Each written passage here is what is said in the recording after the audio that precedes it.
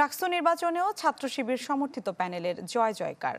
VP AGS সহ বেশিরভাগ পদ তাদের দখলে। সকাল ৮টার পরে চূড়ান্ত ফল ঘোষণা করেন প্রধান নির্বাচন কর্মকর্তা অধ্যাপক শেতাউর রহমান। জানান, রাকসুর ভিপি নির্বাচিত হয়েছেন ছাত্র শিবিরের মুস্তাকুর রহমান জাহিদ। ভোট পেয়েছেন ১২,৬৮৭টি। এজিএস হিসেবে সালমান সাব্বির পেয়েছেন ৬,৯৭১ ভোট। জিএস পদে আধিপত্য বিরোধী ঐক্য প্যানেলের সালাউদ্দিন আম্মার ভোট পান ১১,৫৩৭টি। ফল ঘোষণার পর প্রতিক্রিয়ায় ভিপি জাহিদ বলেন, শিক্ষার্থীরা যে দায়িত্ব দিয়েছেন তা রক্ষার চেষ্টা করবেন। অন্যদিকে জিএস বলেন, এ বিজয় আধিপত্যবাদের বিরুদ্ধে বিজয়।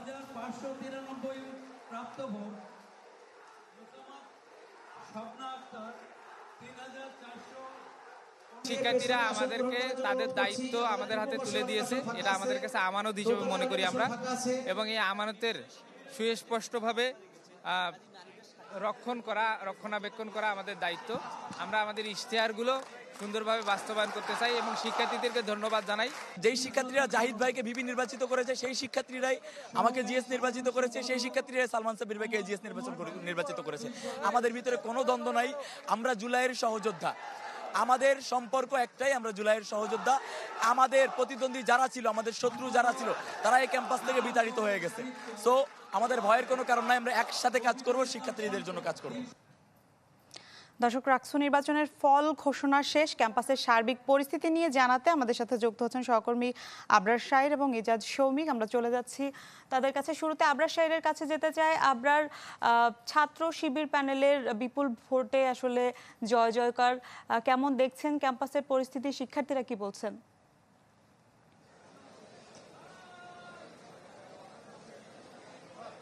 শিক্ষার্থীরা বলছে আসলে তারা তাদের যে স্বপ্নের একজন প্রতিনিধি চেয়েছিলেন, সেই প্রতিনিধি তারা পেয়েছেন। এখন শুধু চান যেই ইশতেহার দিয়ে তারা এসেছিলেন এবং যে ইশতেহার তারা শিক্ষার্থীদের সামনে দিয়েছেন, সেই ইশতেহার তারা আসলে অক্ষরে অক্ষরে পালন করুক, এটাই আসলে চাওয়া। কিছুক্ষণ আগে এখানে মূলত কোষাধ্যক্ষ শেতাউর রহমান অনুষ্ঠানে সঞ্চালনা করেছেন এবং ফল ঘোষণা করেছেন প্রধান নির্বাচন কর্মকর্তা, প্রধান নির্বাচন কমিশনার এফ নজরুল ইসলাম। এবং নজরুল ইসলাম তিনি প্রায় ঘণ্টাখানেক ধরে এই যে যতগুলো পদ রয়েছে, এই পদ 50টির উপর যে পদ, ছাত্র প্রতিনিধি সিনেট এবং রাকসু এবং হল সংসদ, সবগুলো ঘোষণা করেছেন এবং প্রার্থীরা কে কত ভোট পেয়েছে সবগুলোই তিনি জানিয়েছেন। ফলে এখন উৎসবের আমেজ আসলে এখনো আছে ক্যাম্পাসে। এবং আমরা জেনেছি যে আসলে ছাত্র শিবিরের যে প্যানেলটি ছিল 23 জনের, সেখান থেকে মাত্র 2 জন বাদে সবাই আসলে পাশ করেছেন। সেই 2 জনের মধ্যে একজন ক্রীড়া সম্পাদক ছাত্র দলের, একজন নারী নার্গিস খাতুন, আরেকজন হলেন সালাউদ্দিন আম্মার, যিনি আধিপত্য বিরোধী ঐক্য থেকে দাঁড়িয়েছিলেন। ফলে 2টি পদ বাদ দিয়ে সব পদই তাদের, বলা যায়, নিরঙ্কুশ জয়। এবং তারা এই জয়ের প্রেক্ষিতে আসলে এখন কোনো উৎসব কিংবা বিজয় মিছিল করবেন না। আমরা যতখানি জানতে পেরেছি তারা প্রার্থনারত অবস্থায় থাকবেন, প্রার্থনা করবেন এবং সৃষ্টিকর্তার কাছে অশেষ শুকরিয়া আদায় করবেন বলে জানিয়েছেন। তবে গত রাত থেকে ক্যাম্পাসের আশেপাশে যে ধরনের ভিড়ভাট্টা ছিল, এটা কিছুটা কমে গেছে এবং এই জয় নিয়ে যে আরো বেশি শোভাযাত্রা কিংবা শোডাউন, সে ধরনের কোনো কিছুই দেখা যাচ্ছে না এখন পর্যন্ত। পরিস্থিতি নিয়ন্ত্রণের জন্য পুলিশ এখন পর্যন্ত রয়েছে, তবে কর্মকর্তা কিংবা নির্বাচন কমিশন তারা এখান থেকে চলে গেছেন। এখন প্রার্থীরা যারা ছিলেন, যারা জয় পেয়েছেন, তারাই আসলে গণমাধ্যমের সাথে কথা বলছেন এবং তাদের স্বপ্নের কথাগুলো জানাচ্ছেন। তো মোটামুটি এই ছিল কাজী নজরুল ইসলাম মিলনায়তনের সামনে এই ফল ঘোষণার পরের কি অবস্থা সেটি জানানোর জন্য।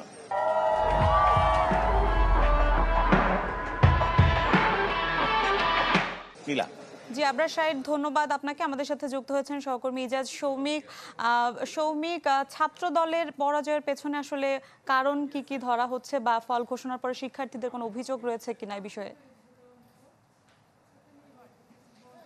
দেখুন, ঢাকা বিশ্ববিদ্যালয়, জাহাঙ্গীরনগর এবং চট্টগ্রাম বিশ্ববিদ্যালয় শিবিরের যেভাবে এককভাবে সব প্যানেলেই মোটামুটি জয়ী হয়েছে, ঠিক একই রকমভাবে রাকসু অর্থাৎ এই রাজশাহী বিশ্ববিদ্যালয় শিবিরের আধিপত্যই আমরা দেখা গেল।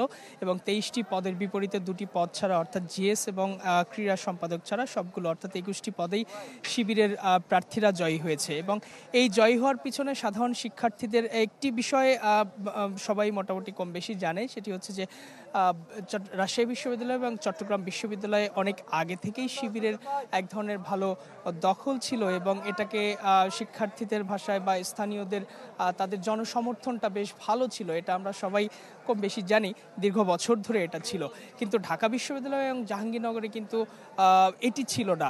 তো যেহেতু ঢাকা এবং জাহাঙ্গীরনগর বিশ্ববিদ্যালয়ে শিবিরের জয় হয়েছে, সেই হিসেবে এখনকার এই প্রজন্মের শিক্ষার্থীদের যে মনোভাব, তারা ছাত্রলীগকে দেখেছে তা কিংবা তার এর আগে ছাত্রদলের যে শিক্ষার্থীদের প্রতি যে ছাত্র রাজনীতি সেগুলোও দেখেছে। এই ছাত্র রাজনীতি যেভাবে তারা দেখেছে, প্রত্যক্ষ করেছে, তাতে আসলে শিক্ষার্থীদের মনে এক ধরনের ক্ষোভ তৈরি হয়েছে যে এই ধরনের রাজনীতি তারা দেখতে চায় না। তার বিপরীতে আসলে শিক্ষার্থীরা ছাত্র শিবিরের যে রাজনীতি, প্রকাশ্য রাজনীতি খুব বেশি দেখেনি। তবে গত এক বছর ধরে প্রত্যেকটা ক্যাম্পাসে ছাত্র শিবির যেভাবে প্রত্যেকটা হলে হলে বা শিক্ষার্থীদের কাছে গেছে এবং যে ইতিবাচক ভাবমূর্তি গড়ে তুলেছে, সেই ইতিবাচক ভাবমূর্তি শিক্ষার্থীরা গ্রহণ করেছে এবং গ্রহণ করার কারণেই আমরা দেখতে পাচ্ছি যে প্রতিটা বিশ্ববিদ্যালয়ে ছাত্র শিবির জিতেছে, এককভাবে সব জায়গাতেই সবচেয়ে বেশি পদ পেয়েছে এবং তারই ফলশ্রুতি আমরা রাজশাহী বিশ্ববিদ্যালয়েও দেখলাম। এবং রাজশাহী বিশ্ববিদ্যালয়ে শিবিরের যে সকল প্রতিনিধিরা জিতেছে, তারা ডিপার্টমেন্ট হল থেকে শুরু করে প্রত্যেকটা জায়গায় ইতিবাচক ভাবমূর্তি গড়ে তুলছে।